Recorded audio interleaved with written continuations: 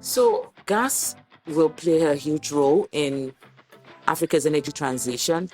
If you think about countries across Africa today that has gas, there is a huge need for us to still develop the gas resources as the base load power generation that is required across the continent. So if you move from Nigeria to Mozambique to Tanzania, if you think about Angola, if you think about even Senegal, Ivory Coast, all of those countries have gas reserves. And the truth is that to build an industrial base, you still need gas to play a huge role. Renewables alone will not be able to provide the industrial base that these economies need to be able to develop. And so for that, gas will continue to play a huge role into the future. What opportunity does GE see in Africa's energy sector? So GE Vernova sees quite a lot of opportunities from providing components for renewable energy projects, solar, hydro projects, for gas-fired projects as well, for closing the cycle, for combined cycle power plants. GE sees quite a lot of opportunity, and GE is working across different countries on the continent to ensure that we can drive the energy transition that needs to happen there. I think very critical for me at this year's AEF is Africa's unique energy transition path. I think Africa's energy transition path is going to be different from that of Europe, it's going to be different from that of America, it's going to be different from that of China.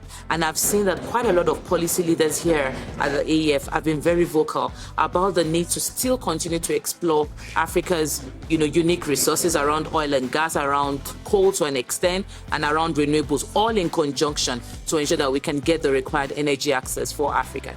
So women actually play a huge role in the energy transition.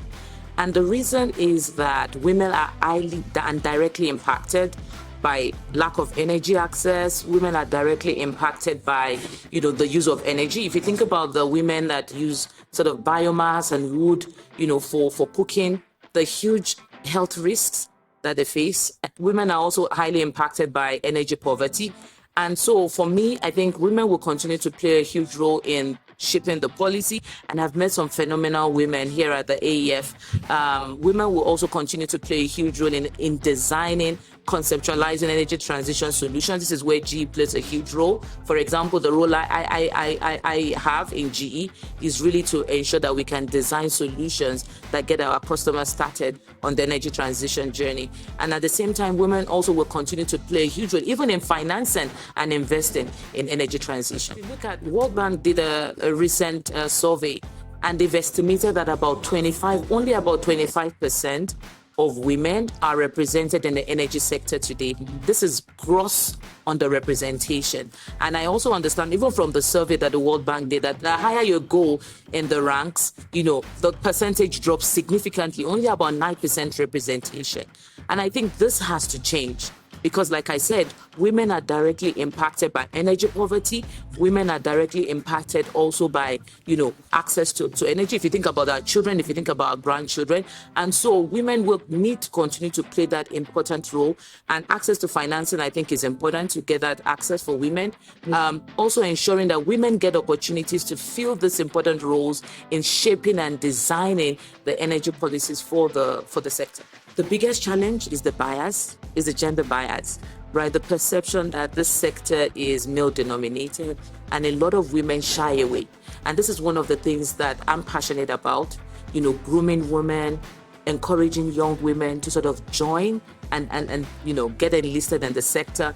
GE is also quite big, on this. We have a big inclusion and diversity strategy and policy and priority for the region. One of the things we're doing, for example, tomorrow is the Women in Engineering Day for globally. And GE is hosting an event, a STEM event in Port Harcourt for about 100 girls, where we're going to be coaching them, mentoring them, and ensuring that they understand the broad opportunities that exist in this sector, and that they see successes and they're motivated to sort of continue to study for STEM. So we need to continue to do that. We need more people. We need more DFIs, for example, to ensure that there is financing access for women who are investing in the energy sector. I would say three things. I think the first thing is that the opportunities are there. Push yourself out there. That's number one. Don't shy away and don't feel that this is male dominated. Number two is invest in yourself. build up the skills that are required. Don't think that you're going to earn the seat around the table just because you're a woman.